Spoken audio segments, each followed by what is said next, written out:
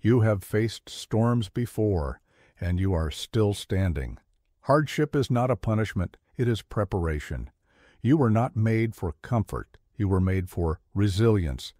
Life's trials do not break you, they reveal you. Every challenge is a forge, shaping your mind, your character, your strength. What stands in the way becomes the way. Remember, your power lies not in what happens to you, but in how you respond. Stay steady, stay inward, stay strong. Subscribe to our channel if you're ready to master your mind, and tell us, where are you watching from? Life is a test of the soul, not the test you wanted, not the test you asked for, but the test you have been given. You were not promised ease. The universe does not owe you comfort. It does not owe you safety. It does not owe you peace. What it offers instead is something far more valuable, the chance to become who you were meant to be. Every hardship that enters your life is asking the same question. Who are you, really? When the pressure comes, when the pain arrives, when everything you thought was solid begins to crack, what remains? What part of you cannot be touched by circumstance, cannot be shaken by loss, cannot be broken by betrayal? That is your soul, and life is testing it. Think of iron in the fire. The metal does not curse the flame. It does not ask why it must endure such heat. It simply becomes stronger. The impurities burn away. What emerges is steel, harder, sharper, more useful than before. You are that iron. Your struggles are that fire. But here's what most people don't understand. They think the test is about surviving. They think the goal is to get through it, to endure until it passes, to wait for better days. This is why they suffer needlessly. This is why they break. The test is not about surviving. The test is about becoming. Every sleepless night is teaching you something about your capacity for endurance. Every betrayal is showing you the difference between what you can control and what you cannot. Every loss is forcing you to discover what truly matters, what cannot be taken from you, no matter how much is stripped away. The weak person sees hardship as an enemy. The strong person sees it as a teacher. Which are you? Consider this. Every great soul in history faced their darkest hour. They stood where you stand now. They felt what you feel now. The difference between those who rose and those who fell was not in what happened to them. It was in what they chose to make of what happened to them. Marcus Aurelius ruled an empire while plague ravaged his lands. He lost children. He faced betrayal from those he trusted. He could have become bitter. He could have become cruel. Instead, he became wise. He understood that external events were merely the raw material from which character is built. Your pain has purpose. Your struggle has meaning, not because some cosmic force is testing you for sport, but because difficulty is the only thing that forces growth. Comfort creates nothing. Ease teaches nothing. Safety builds nothing. But let me ask you this. When you look back at the hardest moments of your life, what do you see? Do you see only pain? Or do you see the person you became because of that? Pain, the strength you discovered, the wisdom you gained, the compassion you developed. You are not the same person who entered that struggle. You are stronger, you are wiser, you are more capable. The test changed you. It was supposed to. So when the next trial comes, and it will come, remember this. You are not a victim of your circumstances. You are a student. Life is not happening to you. Life is happening for you. Every challenge is curriculum. Every hardship is homework. The question is not why this is happening. The question is, what will you learn? What will you become? How will you use this fire to forge yourself into something unbreakable? You already have what it takes. Now go prove it. What you resist persists. What you accept transforms you. The obstacle in front of you is not your enemy. It is your path. The thing blocking your way is the way. This is not philosophy. This is physics. This is how the universe works. Water does not fight the rock. It flows around it, over it, through it. Eventually the rock yields. The water shapes the landscape. Which are you, the rigid rock or the persistent water? Every obstacle contains within it the seeds of opportunity. Every problem carries its own solution. Every difficulty is a doorway to something greater, but only if you stop fighting it and start working with it. Look at your current struggle. Really look at it. What is it demanding of you? Patience, courage, creativity, wisdom? These are not punishments. These are gifts wrapped in uncomfortable packaging. The amateur sees the obstacle and turns back. The professional sees the obstacle and finds another route. The master sees the obstacle and realizes it was never an obstacle at all. It was the curriculum. But here's what most people don't understand. They think avoiding obstacles makes them smart. They think the goal is a life without resistance, without friction, without difficulty. This is the thinking of children. Adults know better. Friction creates fire. Resistance builds muscle. Pressure creates diamonds. The obstacle is not interrupting your journey. It is your journey. Consider the river again. When it meets a mountain, does it curse the mountain? Does it rage against the unfairness of having its path blocked? No. It finds a way. It carves a canyon. It creates something beautiful from the encounter. Your obstacles are your mountains. What will you carve from them? Every great achievement in history began with someone facing something that seemed impossible. They could have stopped. They could have turned back. They could have chosen an easier path. Instead, they chose to see the obstacle as raw material. The Wright brothers faced the obstacle of gravity. They didn't curse physics. They used it. Edison faced the obstacle of darkness. He didn't rage against the night. He invented the light bulb. Gandhi faced the obstacle of an empire. He didn't attack it with violence. He used its own weight against it. What obstacle are you facing right now? What feels impossible? What seems to be standing in your way? Here is the truth you need to hear. That obstacle is not your problem. Your attitude toward the obstacle is your problem. Change your attitude and you change everything. The obstacle demands that you become someone new, someone stronger, someone wiser, someone more creative. It is forcing you to develop capacities you didn't know you had. It is pushing you to find resources you didn't know existed. This is why obstacles appear. Not to stop you, but to upgrade you. Not to break you, but to make you. Not to end your story, but to begin your next chapter. But let me ask you this. What if you stopped seeing it as an obstacle at all? What if you saw it as information, as guidance, as the universe's way of showing you exactly what you need to work on? The obstacle reveals your weaknesses so you can strengthen them. It exposes your fears so you can face them. It shows you your limits so you can transcend them. Right now, in this moment, your obstacle is speaking to you. It is telling you what needs to change. It is showing you who you need to become. Are you listening? Stop fighting the current. Stop pushing against the wall. Stop demanding that reality be different than it is. Instead, ask a better question. How can I use this? How can I work with this? How can I turn this obstacle into an advantage? The way forward is not around the obstacle. The way forward is through it. And when you emerge on the other side, you will not be the same person who entered. You will be someone who has learned to dance with difficulty, to partner with problems, to make friends with friction. The obstacle is the way. Now, walk it. Circumstances do not define you. Your response does. The storm rages around you, but you remain the calm center. The world may be chaos, but you are order. Others may lose their composure, but you keep yours. This is not about being unfeeling. This is about being unshakable. Dignity is not what happens to you. Dignity is how you handle what happens to you. You have been knocked down before. You have faced humiliation, loss, betrayal, pain. But notice, you are still here. Still breathing, still thinking, still capable of choice. That is dignity. That is your unconquerable core. The weak person crumbles under pressure. They blame others. They make excuses. They rage at circumstances beyond their control. They waste their energy fighting reality instead of working with it.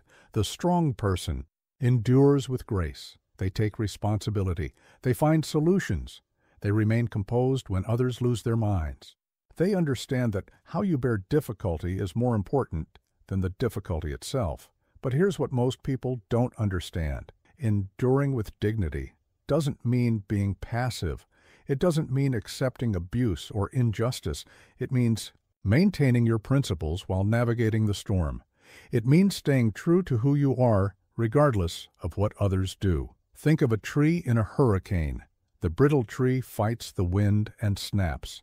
The wise tree bends without breaking. It yields to the storm while keeping its roots deep and strong. When the wind passes, it stands tall again. Which tree are you? Your dignity cannot be taken from you. It can only be surrendered. No one can make you lose your composure without your permission. No one can force you to abandon your values without your consent. No one can steal your peace unless you hand it over. You choose your thoughts. You choose your words. You choose your actions. These choices, made consistently under pressure, are what create an unshakable character. Consider what you're facing right now. The criticism, the setback, the disappointment, the unfairness. How are you responding?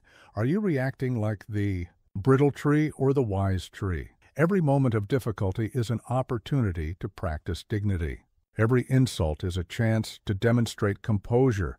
Every injustice is a test of your principles. Every loss is a lesson in grace under pressure. The Roman emperor understood this. Marcus Aurelius faced plagues, wars, betrayals, and personal losses. He could have used his power to rage against his enemies. Instead, he used his challenges to strengthen his character. He wrote in his private journal not bitter complaints, but reminders to himself about virtue, wisdom, and acceptance. Your journal may be different, but your task is the same. In the midst of chaos, find your center. In the face of criticism, maintain your integrity. When others lose their way, you show them the path by walking it yourself. But let me ask you this. What would change in your life if you decided right now never to lose your dignity again? What if you committed to enduring whatever comes with grace, composure, and strength? The person who masters their response to difficulty masters their life. They cannot control what happens, but they control what matters more, what they make of what happens. This is not about perfection. You will stumble. You will have moments when you react instead of respond. The difference is what you do next. Do you compound the error with more poor choices, or do you return quickly to your principles? Dignity is not a one-time decision. It is a daily practice. It is choosing in each moment of pressure to be the person you respect rather than the person your emotions demand you to be. Right now, you have the opportunity to practice this. Whatever challenge you're facing, whatever pressure you're under, whatever unfairness you're experiencing, you can choose dignity. You can choose to endure with grace. You can choose to remain unshakable at your core. The storm will pass. The pressure will ease. The difficulty will end. But the character you build while enduring, that remains. The dignity you maintain under fire, that defines you. Others may remember what happened to you, but they will remember more how you handled what happened to you. They will remember your composure in chaos, your grace under pressure, your refusal to be broken by circumstances. This is your legacy. This is your power. This is your choice. Endure with dignity. Stay unshakable. The calm mind is your greatest weapon in any storm. Suffering is real, but it is not who you are. You are not your pain. You are not your anxiety. You are not your depression. You are not your grief. These are experiences you are having. They are not your identity. You are the awareness behind the pain, the observer of the suffering, the consciousness that notices the hurt, and that which observes cannot be destroyed by what it observes. Pain is temporary. You are permanent. Pain is an event. You are the witness to the event. Pain comes and goes. You remain. Think of physical pain for a moment. When you cut your finger, you don't say, "I am a cut finger." You say, "My finger is cut." You understand instinctively that you are separate from the injury. The same principle applies to emotional pain. You are not broken. Something in your life may be broken. You are not damaged. Your circumstances may be damaged. You are not your trauma. You experience trauma, but trauma is not your essence. But here's what most people don't understand. They identify so completely with their pain that they forget who they were before it arrived. They let suffering become their story, their excuse, their identity. This is how people become professional victims. They wear their wounds like badges. They introduce themselves by their damage. They build their entire sense of self around what hurt them. You are so much more than your pain. Before the hurt, you existed. During the hurt, you exist. After the hurt passes, you will exist. The pain is a visitor in your house. It is not the house itself. Consider this moment, right now, as you listen to these words. Notice that there is something in you that can observe your thoughts, your feelings, your physical sensations. That observer, that awareness is you. It is calm, clear, unchanging. It watches everything, but is touched by nothing. Your pain cannot reach this part of you. Your fear cannot contaminate this space. Your anger cannot corrupt this awareness. This is your true self. This is your unassailable core. The Stoics called this the ruling faculty, the part of you that chooses how to interpret what happens. It cannot be imprisoned, enslaved, or destroyed. It can only be forgotten. Most people have forgotten this inner witness. They are so lost in their reactions that they think they are their reactions. They are so consumed by their emotions that they believe they are their emotions.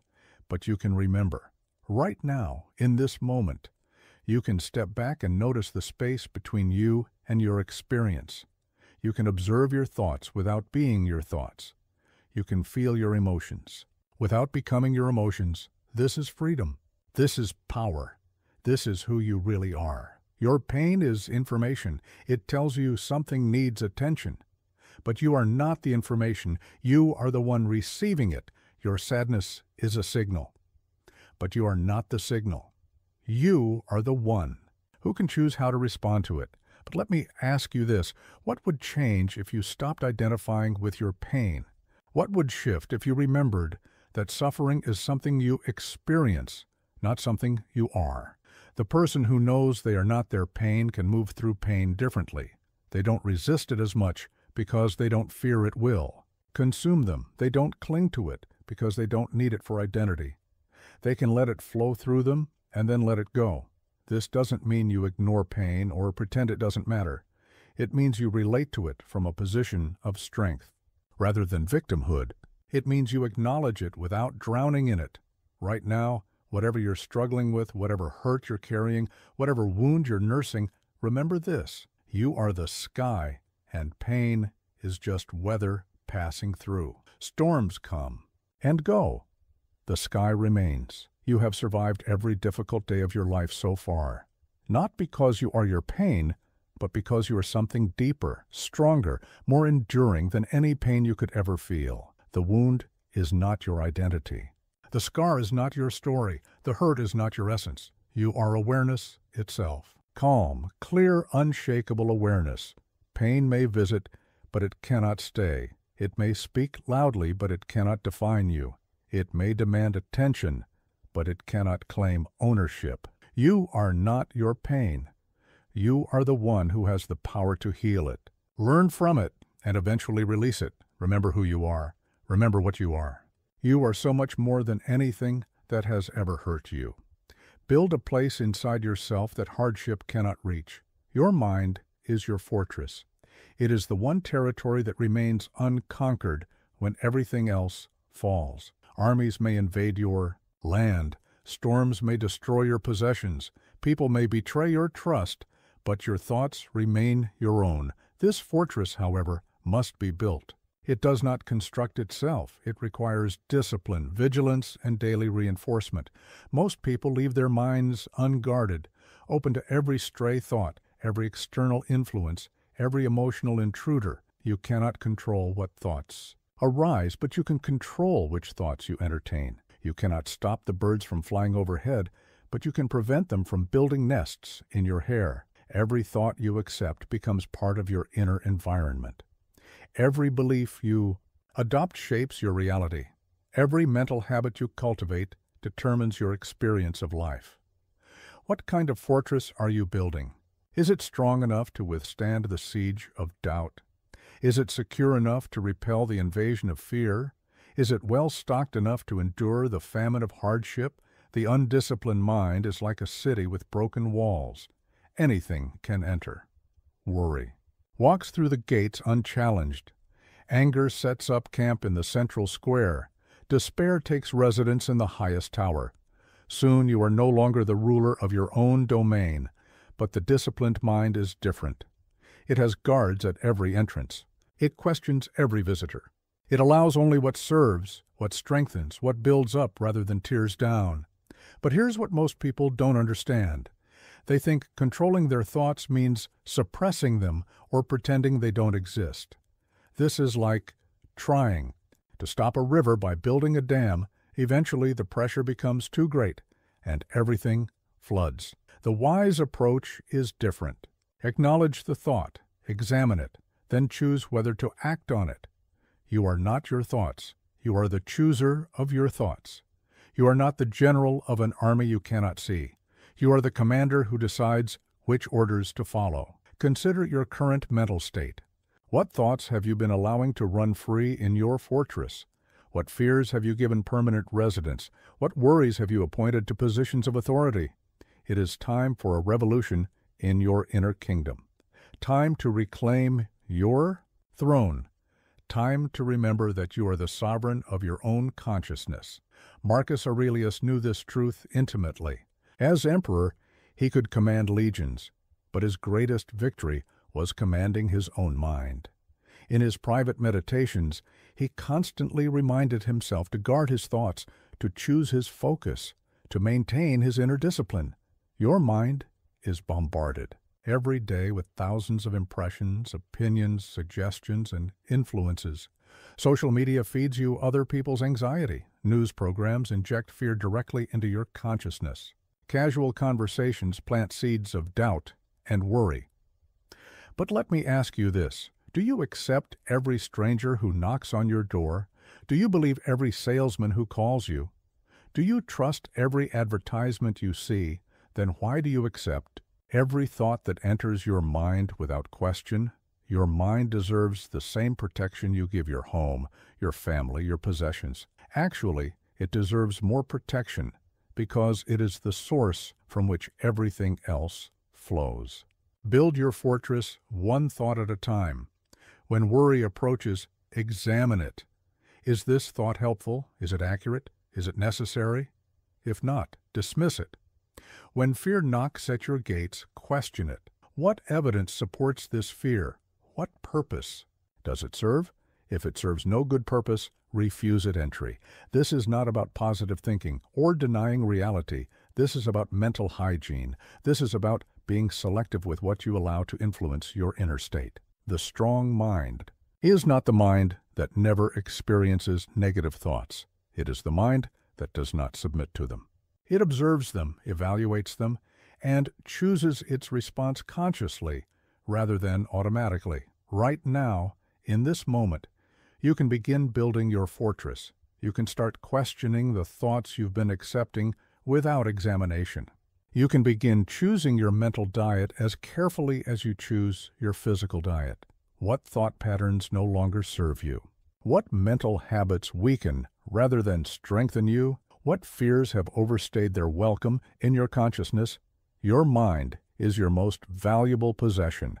Guard it like your life depends on it, because it does. The quality of your thoughts determines the quality of your life.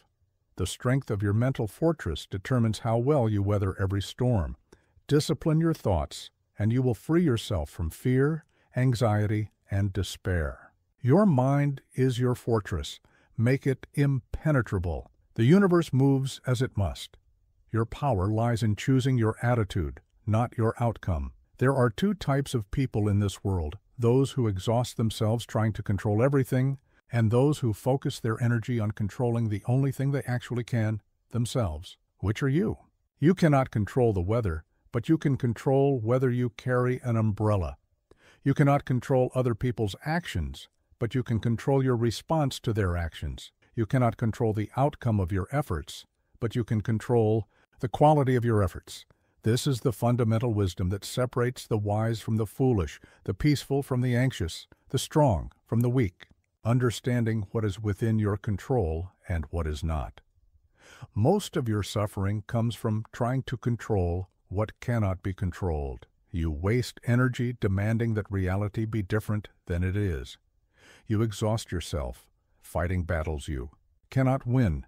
You create misery by insisting that the world conform to your preferences. But here's what most people don't understand.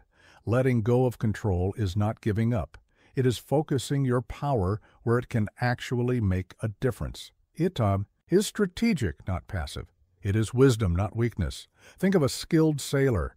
They cannot control the wind, but they can adjust their sails. They cannot command the waves, but they can navigate through them. They work with the forces of nature rather than against them. This is how they reach their destination. Your life is your ship. The external circumstances are the wind and waves. You cannot control the storm, but you can control how you sail through it. Right now, what are you trying to control? That is beyond your control. What outcomes are you demanding? What other people are you trying to change? What circumstances are you fighting against? Let it go. Not because you don't care, but because you care enough to put your energy where it can actually create change. You cannot control whether you get the job, but you can control how well you prepare for the interview. You cannot control whether someone loves you back, but you can control how authentically you express your love. You cannot control whether you get sick, but you can control how you take care of your health. This is where your power lies. This is where your freedom lives. This is where your peace of mind can be found. Marcus Aurelius ruled the most powerful empire in the world, yet he understood this principle better than most. He wrote, "You have power over your mind, not outside events. Realize this, and you will find strength."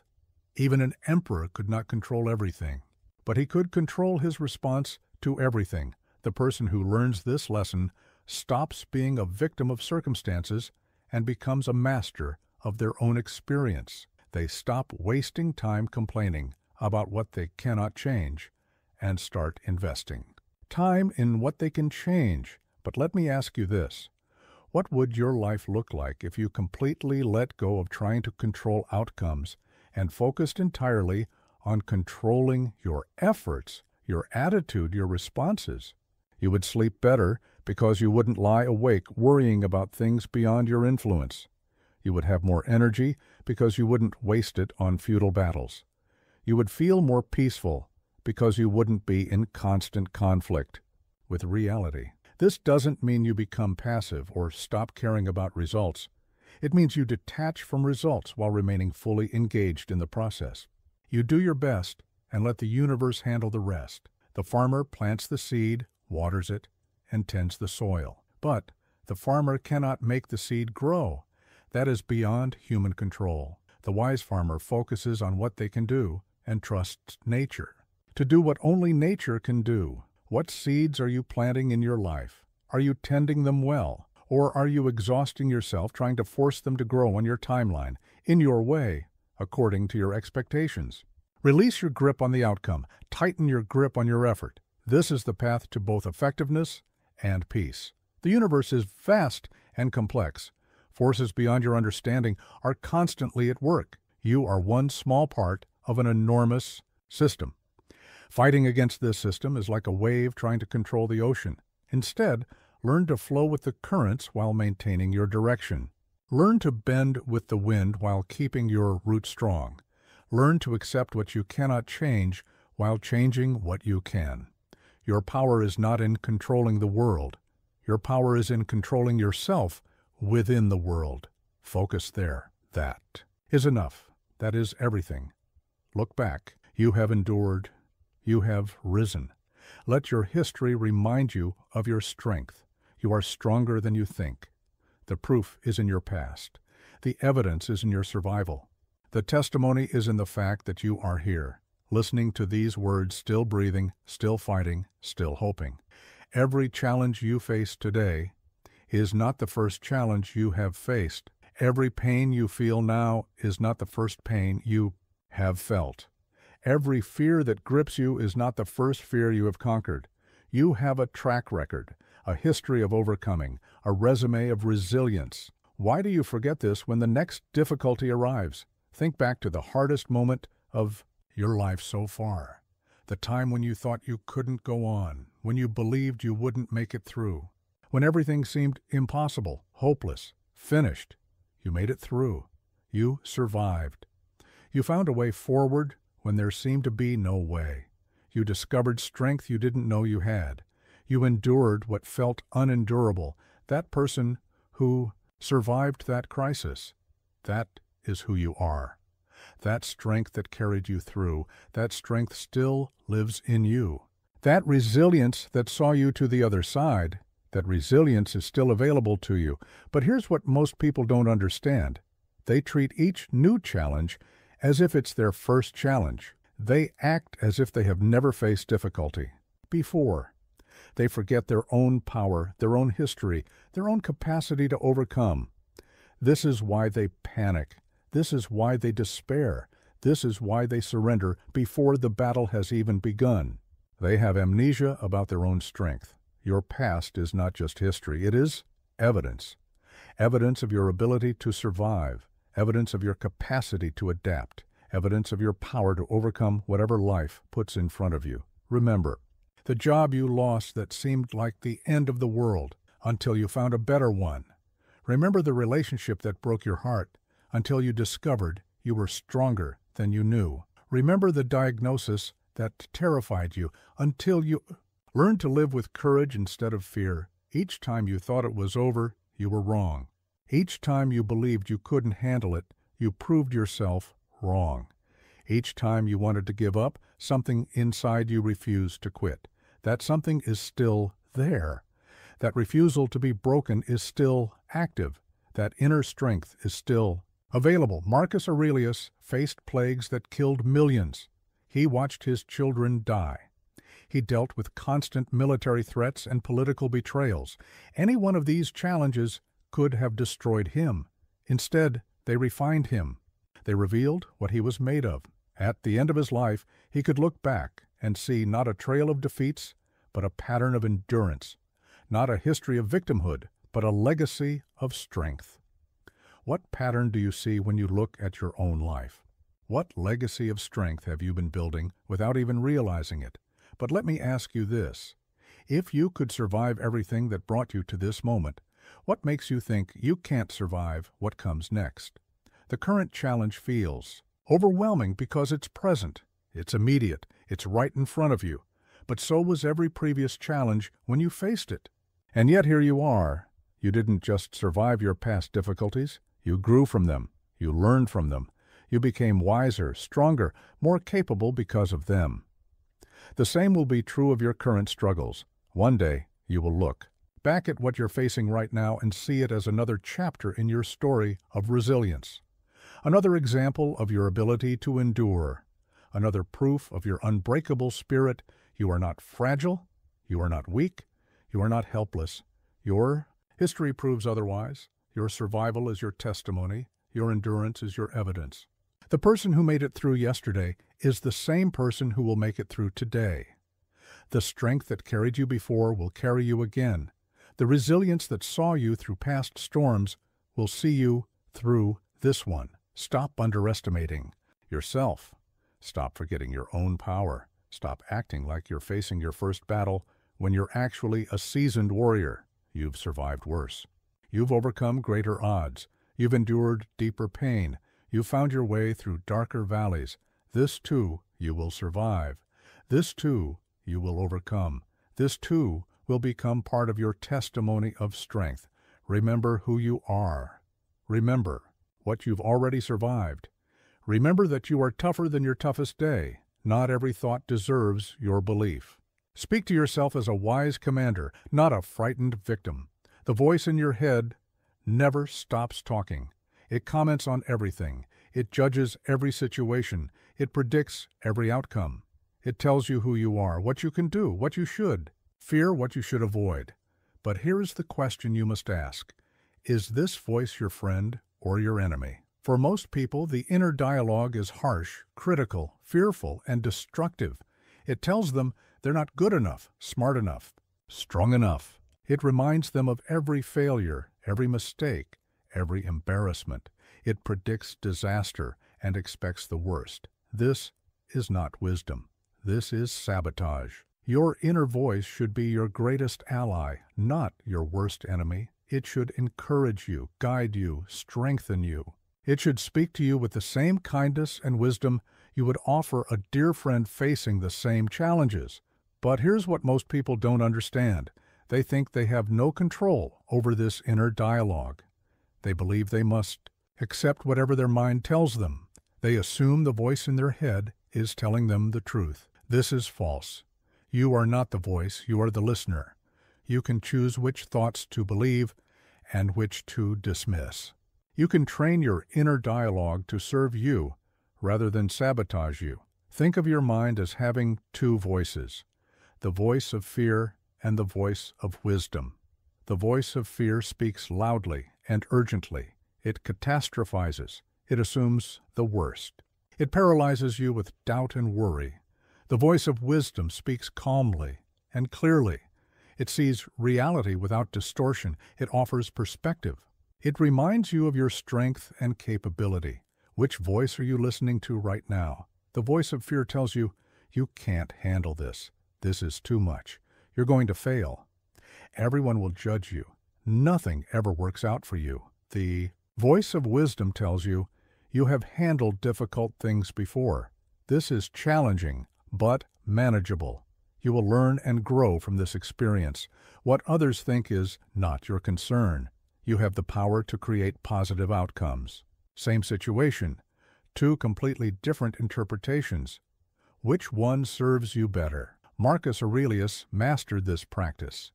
His private journal, what we now call his meditations, was essentially a record of him training his inner voice. He constantly redirected his thoughts from fear to wisdom, from complaint to acceptance, from despair to determination. He spoke to himself the way a wise counselor would speak to someone facing great challenges. He reminded himself of his principles, his purpose, his power to choose his response to whatever happened. But let me ask you this. If a friend came to you with the same problems you're facing, what would you tell them? How would you encourage them? What perspective would you offer them? Now ask yourself, why don't you speak to yourself with the same compassion and wisdom? The way you talk to yourself becomes your reality. If you constantly tell yourself you're weak, you become weak. If you constantly predict failure, you create failure. If you constantly focus on what could go wrong, you train your mind to see only problems. But if you speak to yourself with strength, you become strong. If you predict success while preparing for challenges, you create better outcomes. If you focus on solutions and possibilities, you train your mind to find opportunities. Your inner dialogue is not just commentary, it is programming. Every thought you repeat becomes a belief. Every belief you hold shapes your actions. Every action you take creates your results. Right now, listen to your inner voice. What is it telling you about your current situation? Is it helping or hurting?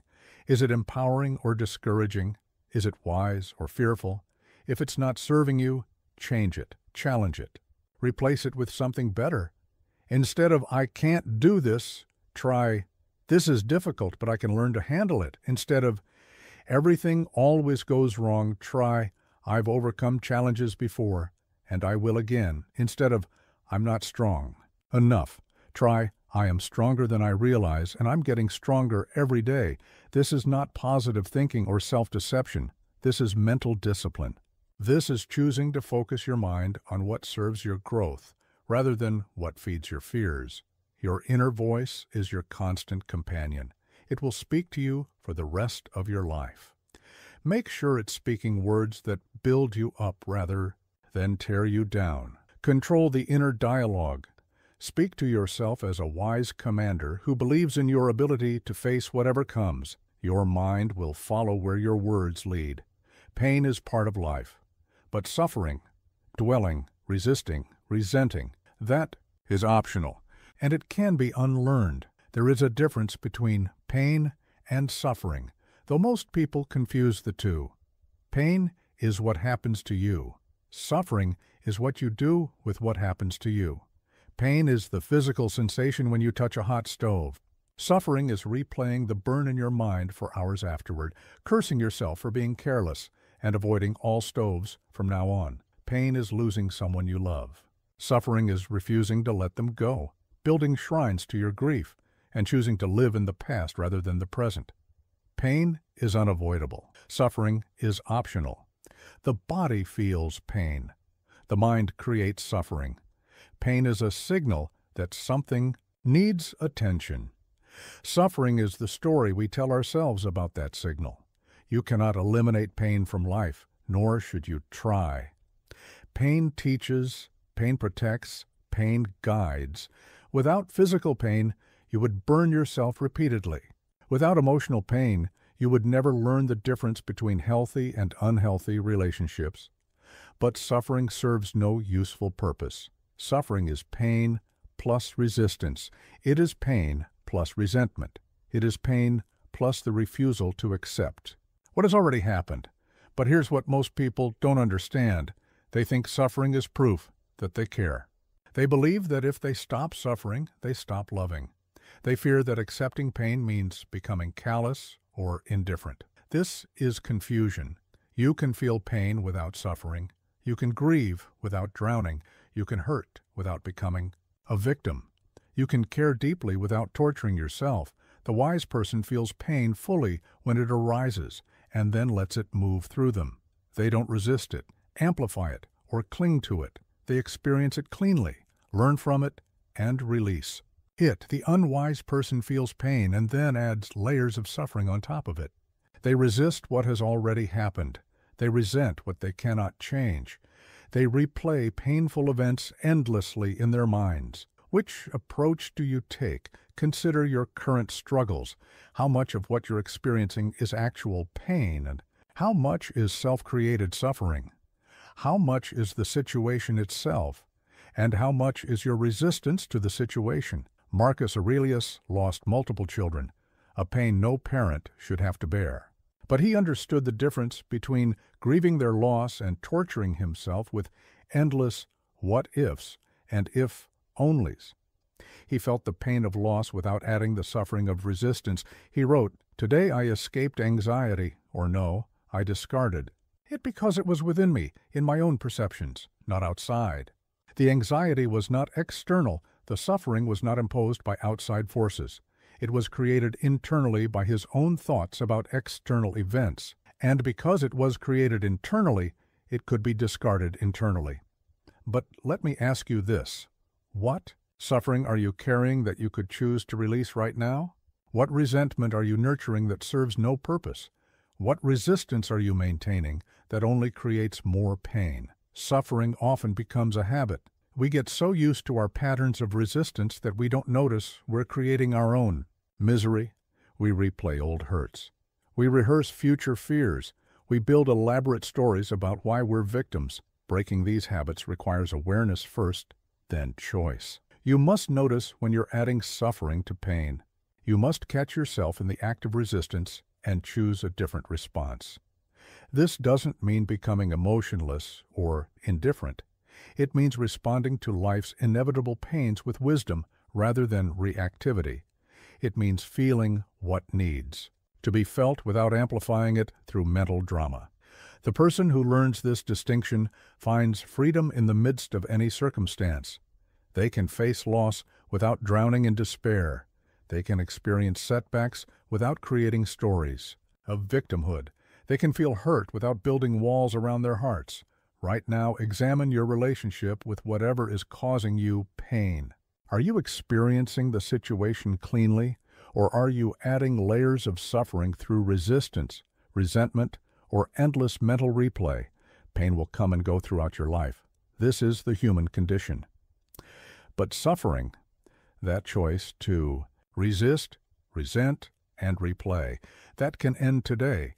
Feel what you need to feel. Learn what you need to learn. Then let it pass through you like weather through an open sky. Pain is inevitable. Suffering is optional. Choose wisely. No season lasts forever. No feeling is final. The storm will end. The sun will rise. This too shall pass. These 4 words contain more wisdom than entire libraries of philosophy. They remind us of the most fundamental truth about existence. Everything is temporary. Your current pain is temporary. Your present struggle is temporary. This moment of difficulty, no matter how intense, no matter how overwhelming, no matter how permanent it feels, it will pass. Look at your life. Every emotion you have ever felt has passed. Every crisis you have ever faced has ended. Every storm you have ever weathered has given way to calm. Every dark night has surrendered to dawn. The sadness that once consumed you, where is it now? The anger that once burned inside you, where did it go? The fear that once paralyzed you, how did you move beyond it? They passed. All of them passed. This is the nature of experience. It flows like a river. It moves like clouds across the sky. It changes like seasons through the year. Nothing remains static. Nothing stays the same. But here's what most people don't understand. When they're in the middle of difficulty, they forget this truth. They act as if their current state is permanent. They believe their present feeling will last forever. They lose perspective in the intensity of the moment. This is why they despair. This is why they give up. This is why they make permanent decisions. Based on temporary emotions, the wise person remembers impermanence even in the darkest hour, especially in the darkest hour. They remind themselves that this feeling, this situation, this moment of pain, it has an expiration date, not because they're in denial, not because they're avoiding reality, but because they understand the deeper reality. Change is the only constant. Think of the worst day of your life so far, the day when everything seemed hopeless, when you couldn't imagine feeling any other way, when you believed the pain would never end. How do you feel about that day now? The intensity has faded, hasn't it? The sharp edges have softened. Time has given you perspective. The unbearable became bearable. The impossible became possible. This is proof. Proof that even your worst experiences are temporary. Proof that you can survive what feels unsurvivable.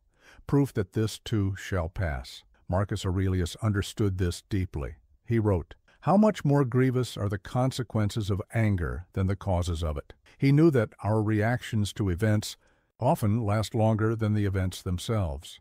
The event passes quickly, but we hold on to our response to the event. We rehearse it. We replay it. We keep it alive in our minds long after it has died in reality. But let me ask you this. What would change if you truly believed that whatever you're struggling with right now will pass? How would you feel differently? How would you act differently? You would stop fighting the current moment so hard. You would stop demanding that things be different than they are. You would endure with more grace because you would know the endurance has an end point. You would also appreciate the good times more, because if the difficult times pass, so do the beautiful times. If pain is temporary, so is pleasure.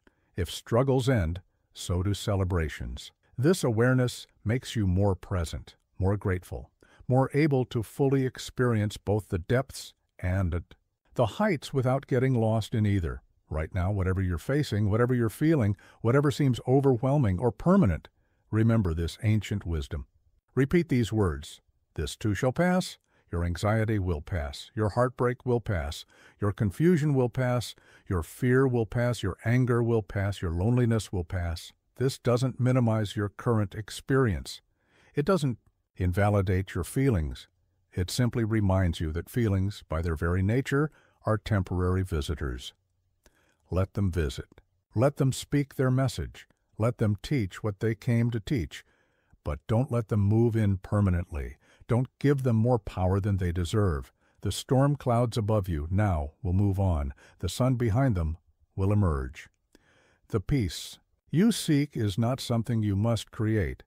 It is something you will return to when the temporary turbulence settles. This too shall pass. Hold on to these words when everything else feels unsteady.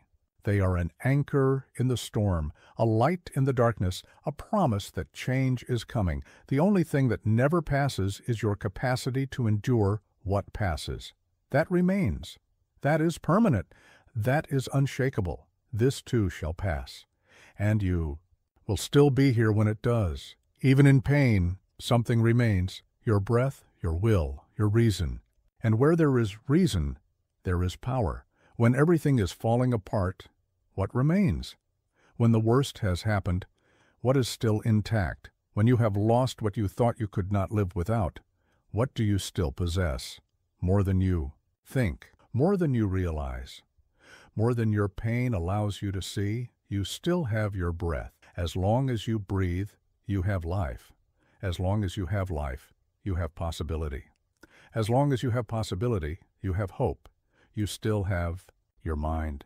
Your capacity to think, to reason, to choose, your ability to learn from what has happened and decide what comes next. Your power to interpret events and create meaning from chaos. You still have your will, your freedom to choose your response. Your ability to decide what this experience will teach you rather than what it will destroy. Your power to write the next chapter of your story. These are not small things. These are everything. But here's what most people don't understand. They focus so completely on what they've lost that they become blind to what remains. They inventory their damages but ignore their assets. They catalog their wounds but forget their strengths. This is how gratitude dies. This is how despair takes root. This is how people convince themselves they have nothing when they still have the most important things. Gratitude is not about pretending everything is fine when it's not. It's not about denying your pain or minimizing your losses. It's about maintaining perspective in the midst of chaos. It's about seeing the whole picture, not just the damaged parts. Even now, in whatever struggle you're facing, there are things to be grateful for. Not because your situation is perfect, but because some things remain unbroken. Some things are still working. Some things still deserve your appreciation. Your body is still functioning. Your heart is still beating. Your lungs are still breathing. Your brain is still thinking. These are miracles you take for granted until they're threatened. You still have people who care about you. Maybe not everyone you wish cared, maybe not in the way you wish they cared. But someone, somewhere, is concerned about your well-being. That matters. That counts. That deserves recognition. You still have experiences ahead of you. Conversations you haven't had, places you haven't seen, lessons you haven't learned, growth you haven't achieved. The story is not over. The final chapter has not been written. Marcus Aurelius practiced this kind of gratitude daily. Despite facing plagues, wars, betrayals, and personal losses, he constantly reminded himself of what remained worthy of appreciation. He wrote, "When you wake up in the morning, tell yourself, the people I deal with today will be meddling, ungrateful, arrogant, dishonest, jealous, and surly. But I have seen the beauty of good and the ugliness of evil, and have recognized that the wrongdoer has a nature related to my own." Even when surrounded by difficulty, he found something to appreciate. The fact that he could still recognize good and evil. The fact that he could still choose his response. The fact that he was still capable of wisdom and virtue.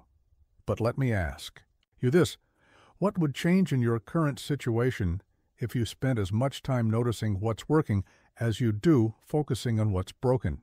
Gratitude is not a feeling you wait for. It's a practice you choose. It's a decision to acknowledge the gifts that remain, even when gifts have been taken away. This doesn't mean you become satisfied with less than you deserve. It doesn't mean you stop working for improvement. It means you recognize that appreciation and aspiration can coexist.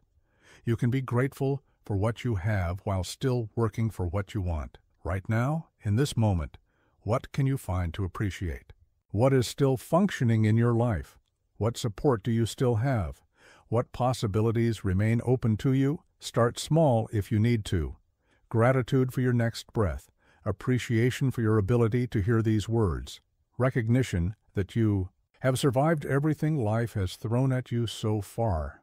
Build from there. Notice the people who still believe in you. Acknowledge the strengths you still possess. Recognize the opportunities that still exist. Gratitude amid chaos is not naive optimism. It's mature wisdom. It's the understanding that focusing only on problems makes you blind to solutions. It's the recognition that what you appreciate appreciates. Your attention is your most precious resource. Where you place it determines your experience of life. Place it only on what's wrong, and everything seems wrong. Place some of it on what's right, and you begin to see possibilities you missed before. Even in the darkest valley, stars are still shining. Even in the fiercest storm, some things remain sheltered. Even in your deepest pain, some blessings remain unbroken. Find them, acknowledge them, appreciate them. Let gratitude be your anchor in the chaos and your compass through the confusion. Step back from the noise, retreat inward. The world may rage, but you, quiet, composed, remain unmoved. In the chaos of modern life, stillness has become a lost art. Everyone is rushing, reacting, responding to every stimulus, every notification, every demand for attention. The world has become a storm of noise, and most people have forgotten how to find the calm center. But you can remember, you can step back. You can retreat inward to that place within you that cannot be disturbed by external turbulence. Stillness is not emptiness. It is fullness. It is not the absence of thought, but the presence of clarity. It is not escape from reality, but the deepest engagement with what is real and lasting within you. In stillness, you find perspective. The problems that seemed enormous when you were caught up in them reveal their true size. The emotions that felt overwhelming when you were swimming in them become manageable when you observe them from the shore of awareness. In stillness, you find wisdom. The answers you've been seeking while frantically searching everywhere else often arise naturally when you stop searching and start listening. The solutions that eluded you in the noise become obvious in the quiet. But here's what most people don't understand. They fear stillness because they fear what they might find there. They stay busy to avoid facing themselves. They create noise to drown out their own thoughts. They fill every moment with activity to escape the discomfort of simply being. This is why they never find peace. Peace is not something you achieve by doing more. Peace is something you discover by doing less. It is not the result of acquiring something new, but of removing what is unnecessary. Marcus Aurelius, despite ruling an empire with constant demands and crises, understood the necessity of inner stillness. He wrote, "Nowhere can man find a quieter or more untroubled retreat than in his own soul." He knew that external peace was impossible to guarantee, but inner peace was always available. Even in the midst of war, he could retreat inward. Even while making life and death decisions, he could find the calm center. Even surrounded by the noise of politics and power, he could access the stillness of his own consciousness. You have this same capacity right now, in this moment. Regardless of what chaos surrounds you, you can find stillness within. You can step back from the noise of your thoughts, the drama of your emotions, the urgency of your circumstances. But let me ask you this. When was the last time you sat in complete stillness? When did you last give yourself permission to simply be without doing, without solving, without responding to anything? Most people cannot remember. They have forgotten how to be still. They have lost touch with the peace that exists beneath all the surface turbulence of their lives. Stillness is not a luxury. It is a necessity. It is not self-indulgence. It is self-preservation. It is how you maintain your sanity in an insane world. It is how you stay centered when everything around you is spinning out of control. Find time for stillness every day. Even 5 minutes, even 2 minutes. Sit quietly. Breathe slowly. Let your mind settle like sediment in a glass of muddy water. Don't try to force anything. Don't try to achieve anything. Simply be present with yourself. In this stillness, you will remember who you are beneath all the roles you play, all the masks you wear, all the pressures you face. You will reconnect with the part of you that is unshakable, unchanging, untroubled by the storms of life. This is not escapism. This is grounding. This is returning to your source of strength. This is accessing the inner resources that external chaos cannot touch. The world will continue to rage around you. People will continue to make demands. Problems will continue to require solutions. But when you know how to find stillness within, none of this can disturb your essential peace. You become like a mountain in a storm. The wind howls, the rain falls, the lightning strikes, but the mountain remains unmoved. It is not because the mountain doesn't feel the storm. It is because the mountain's foundation is deeper than the storm's reach. Your foundation is stillness. Your strength is in your ability to remain centered. Your power is in your capacity to find peace, regardless of what turbulence surrounds you. Right now, in this moment, you can practice this.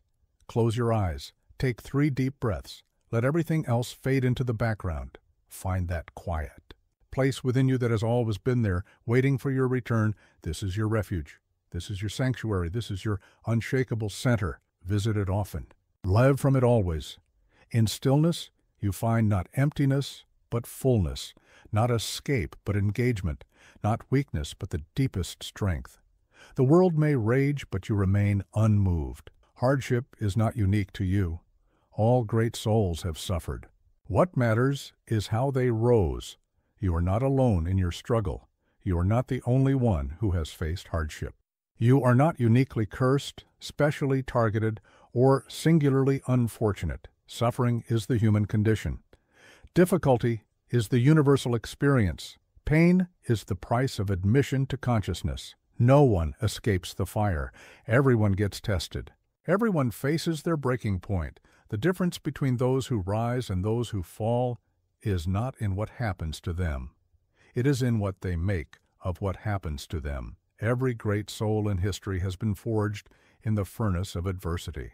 Every leader, creator, innovator, and inspiration you admire has faced their darkest hour. They have felt what you feel. They have questioned what you question. They have wondered if they could continue. Abraham Lincoln battled severe depression while leading a nation through civil war. Helen Keller overcame blindness and deafness to become one of the most influential figures of her time. Nelson Mandela spent 27 years in prison and emerged to lead his country to freedom. Marcus Aurelius faced plagues that killed millions, military threats that never ceased, and personal losses that would have broken lesser souls. Yet he is remembered not for his sufferings, but for his wisdom, not for his struggles, but for his strength. But here's what most people don't understand. They think their pain makes them special. They believe their suffering sets them apart. They act as if they are the first person to face this particular challenge, to feel this specific pain, to endure this unique hardship. This perspective isolates them. It makes them feel alone, abandoned, uniquely victimized by fate. It prevents them from learning from others who have walked similar paths. It keeps them from finding the strength that comes from knowing they are part of a larger human story. Truth is more humbling and more empowering. Your struggle is not unique, but your response to it can be. Your pain is not special, but what you learn from it might be. Your hardship is not unprecedented, but your growth through it could be remarkable. Consider the person you admire most. What do you know about their struggles? What challenges did they overcome to become who they are? What fires shaped them into the person you look up to? They were not born great. They became great through their response to difficulty. They were not given an easy path. They carved their path through obstacles. They were not spared from suffering. They transformed suffering into strength. This is available to you too. Not because you are more special than they were, but because you are human like they were. You have the same essential capacities they had. You face the same fundamental choice they faced. Will you let hardship make you bitter or better? But let me ask you this. What if your current struggle is not a punishment, but a preparation?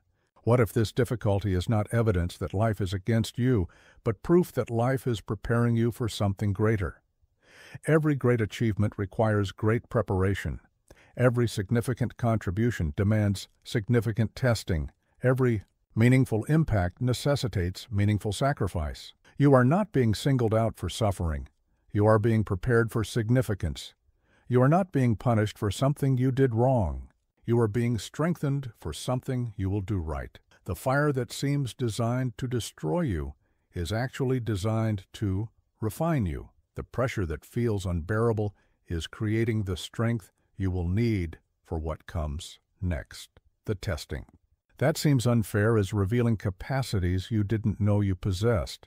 Right now, as you face whatever difficulty confronts you, remember that you are part of an ancient tradition. You are walking a path that heroes, leaders, and ordinary people who became extraordinary have walked before you. They felt what you feel. They questioned what you question. They wondered if they could continue, and they found a way forward. Not because they were superhuman, but because they were fully human. Your struggle connects you to every person who has ever faced adversity and chosen to grow from it. Your pain places you in the company of everyone who has ever suffered and decided to use that suffering as raw material for wisdom. You are not alone. You are not unique in your hardship, but you can be unique in your response to it. You can join the ranks of those who are refined by fire rather than consumed by it. No one escapes the fire, but some emerge as gold. The choice is yours. You would not let thieves into your home. So why allow harmful thoughts to take root? Your mind is your most valuable possession. It is the source of your peace or your torment. It is the creator of your reality. It is the foundation of your character. Yet most people leave it completely unguarded. They allow any thought to enter. They entertain every worry that knocks on the door. They give sanctuary to fears, doubts, and anxieties that serve no purpose except to steal their peace and corrupt their judgment. You would not leave your house unlocked in a dangerous neighborhood. You would not give strangers the keys to your car. You would not hand your wallet to someone you didn't trust. Yet you allow destructive thoughts free access to your consciousness. Without question, this must change. You must become the guardian of your own mind. You must learn to examine every thought before you accept it. You must develop the ability to reject what harms and welcome what helps. Not every thought that enters your mind belongs to you. Many are the result of conditioning, habit, fear, or external influence. Some serve you, some sabotage you, some strengthen you, some weaken you, some move you toward your goals, some pull you away from them. But here's what most people don't understand. They think they have no choice about what thoughts to believe. They assume that if a thought appears in their mind, it must be true, important, or worthy of attention. They mistake the presence of a thought for the validity of a thought. This is false. You are not obligated to believe every thought you think. You are not required to follow every emotion you feel. You are not compelled to act on every impulse you experience. You are the sovereign of your consciousness. You have the power to choose which thoughts receive your attention and which get dismissed. You can examine a thought without accepting it. You can observe a feeling without being controlled by it. Marcus Aurelius practiced this discipline daily. He constantly examined his thoughts, challenged his assumptions, and redirected his attention toward what was helpful rather than what was harmful. He wrote, "You have power over your mind, not outside events. Realize this, and you will find strength. The power over your mind is the power over your life. Because your thoughts shape your emotions influence your actions, and your actions create your results. If you allow fearful thoughts to dominate your mind, you will live in fear. If you entertain thoughts of inadequacy, you will feel inadequate. If you focus on what could go wrong, you will expect things to go wrong. But if you guard your mind carefully, if you choose your thoughts deliberately, if you focus on what serves your growth and well-being, you create an entirely different experience of life. But let me ask you this. What thoughts have you been allowing to run freely through your mind? What mental visitors have overstayed their welcome? What fears have taken up permanent residence in your consciousness? It is time to evict them. Not through force or suppression, but through conscious choice. When a harmful thought appears, acknowledge it, examine it, then dismiss it if it serves no constructive purpose. Replace worry with planning. Replace fear with preparation. Replace doubt with curiosity. Replace catastrophic thinking with realistic assessment. Replace self-criticism with self-compassion. This is not about positive thinking or denying reality. This is about mental hygiene. This is about being as careful with what you feed your mind as you are with what you feed your body. You would not eat poison just because it was placed in front of you. Don't consume toxic thoughts just because they appear in your consciousness. Stand guard at the gate of your mind. Question every thought that seeks entry. Ask, does this thought serve me? Does it strengthen me? Does it move me toward who I want to become? If not, refuse it entry. This takes practice. Your mind has been running on autopilot for years, accepting whatever thoughts appeared without discrimination. Changing this pattern requires conscious effort and consistent vigilance, but it is worth it. Because when you control your thoughts, you control your reality. When you guard your mind, you protect your peace. When you choose your mental diet carefully, you nourish your soul. Right now, notice what thoughts are present in your mind. Are they serving you or sabotaging you? Are they building you up or tearing you down? Are they moving you forward or holding you back? You have the power to choose. You have the authority to decide. You are the guardian of your own consciousness. Stand guard. Choose carefully. Protect what matters most. Your mind is your kingdom. Rule it wisely. Let reason lead, not emotion, not fear, not the fleeting pulse of anger or despair. Your moods are temporary. Your principles are permanent. Your emotions fluctuate like weather. Your values remain constant like the North Star. Which will you follow? The changing winds of feeling or the steady compass of principle? Most people live at the mercy of their moods. When they feel good, they act good. When they feel motivated, they work hard.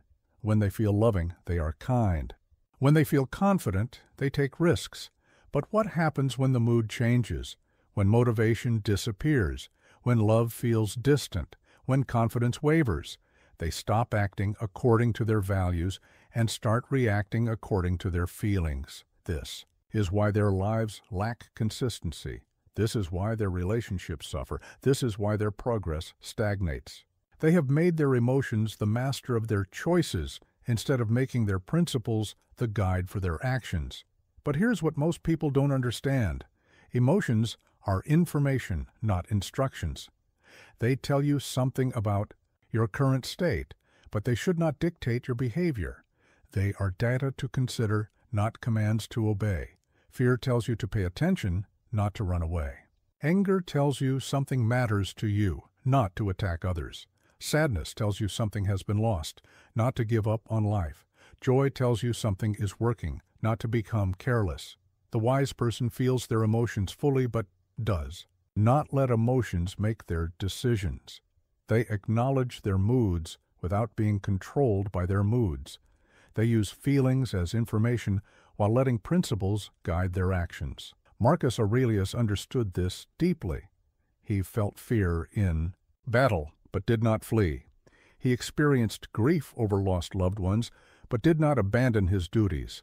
He faced betrayal and disappointment, but did not compromise his integrity. He wrote, "How much trouble he avoids, who does not look to see what his neighbor says or does, but only to what he does himself." He focused on his own principles, his own choices, his own character, not on the changing moods and emotions that could easily lead him astray. What are your core principles? What values do you hold regardless of how you feel? What standards do you maintain whether you're happy or sad, confident or uncertain, motivated, or reluctant? If you cannot answer these questions clearly, you're living at the mercy of your moods. You are a ship without an anchor, blown about by every emotional wind. You need to establish your principles and commit to living by them regardless of how you feel. But let me ask you this. What would your life look like if you acted according to your principles even when your emotions pulled you in a different direction? You would keep your word even when you don't feel like it. You would treat people with respect even when you're angry. You would work on your goals even when you're not motivated. You would maintain your integrity even when it's inconvenient. This is how character is built. This is how trust is earned. This is how a meaningful life is created. Not through grand gestures made in perfect moments, but through consistent choices made especially in imperfect moments. Your principles should be your non-negotiables. The values you uphold regardless of circumstances. The standards you maintain, regardless of pressure. The choices you make regardless of how you feel. Honesty when it would be easier to lie. Courage when it would be safer to hide. Compassion when it would be simpler to ignore. Discipline when it would be more comfortable to indulge. This is not about suppressing emotions or pretending they don't matter. This is about not letting emotions override your deeper values. This is about being guided by what you believe rather than controlled by what you feel.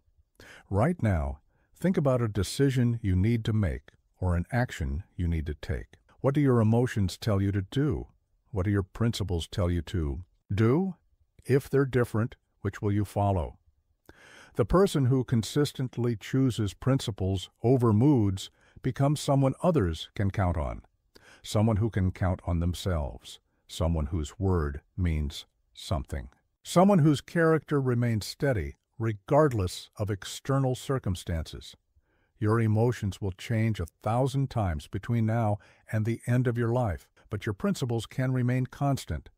They can be the steady foundation upon which you build everything else. Live by your principles. Let them guide your choices. Let them define your character. Let them be the anchor that keeps you steady when the storms of emotion threaten to sweep you away. Reason over emotion. Principle over mood. Character over feeling. This is the path to a life of integrity and strength. Progress is not always dramatic, but every step taken with courage is a victory. Rise, even if it's just a breath at a time. You do not need to transform overnight. You do not need to leap from where you are to where you want to be in a single bound. You do not need to become perfect today to begin making progress. Rise slowly if you must. Rise gradually if that's all you can manage. Rise one breath at a time, one thought at a time, one choice at a time. But rise. The mountain does not apologize for how long it takes to climb. The river does not rush through the canyon. The oak tree does not stress about how many years it takes to grow strong. They understand that real strength, lasting change, and genuine growth happen gradually. You are no different. Your healing will take time. Your growth will require patience. Your transformation will happen in stages, not in moments. But here's what most people don't understand. They think that because change is slow, it is not happening. They expect dramatic transformation and become discouraged by incremental progress. They want immediate results and lose hope when improvement comes gradually. This is why they give up. This is why they quit before the miracle happens. This is why they abandon their journey just before they reach their destination. Small steps forward are still steps forward. Slow progress is still progress. Gradual improvement is still improvement. The direction matters more than the speed. The consistency matters more than the pace. Marcus Aurelius did not become wise in a day. He did not develop his character in a week. He did not master himself in a month. He practiced daily discipline for decades. He chose virtue over vice one decision at a time. He built his strength through countless small choices to do what was right rather than what was easy. Each day he rose, sometimes dramatically, sometimes barely. But he rose. He got up. He showed up. He kept going even when progress felt impossible to detect. This is how real change happens, not through dramatic breakthroughs, but through steady persistence. Not through perfect days, but through imperfect days where you still choose to try. Not through giant leaps, but through small steps taken consistently over time. Where are you trying to rise? What area of your life needs your patient, persistent attention? What small step could you take today that would move you slightly forward? But let me ask you this. What if you stopped expecting yourself to change quickly and started appreciating yourself for changing at all? What if you measured progress not by how far you have to go, but by how far you have come? Look back at who you were a year ago, 5 years ago, 10 years ago. Are you the same person? Have you learned nothing? Have you grown? Not at all. Have you developed no new capacities, no deeper wisdom, no greater strength? You have risen already in ways you might not even recognize. You have overcome challenges that once seemed impossible. You have survived losses that once felt unbearable. You have developed capabilities you once thought were beyond you. This is proof. Proof that you can rise. Proof that you have the capacity for growth.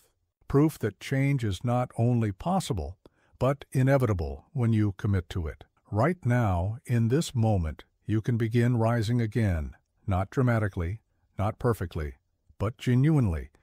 You can choose one small action that moves you in the direction you want to go. Take one deep breath if that's all you can manage. Speak one kind word to yourself if that's where you need to start. Make one small choice that aligns with your values if that's the step available to you.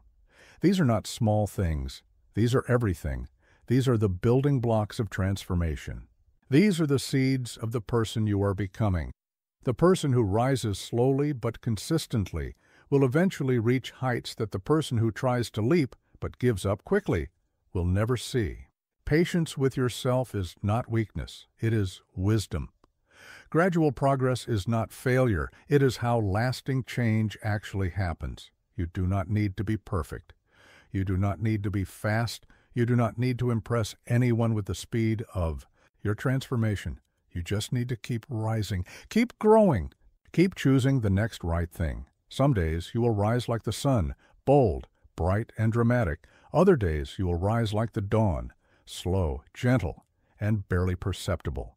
Both are rising, both matter, both count. The mountain reaches the sky one stone at a time. The river carves the canyon one drop at a time. The tree touches the clouds one ring at a time.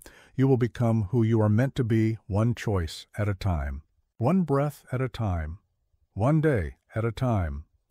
Rise even if slowly, rise even if barely, rise even if others cannot see it yet. You already have what it takes. Now go prove it. If this message spoke to you, subscribe for more powerful mindset content. Let us know in the comments what part hit you the hardest. You already have what it takes. Now go prove it.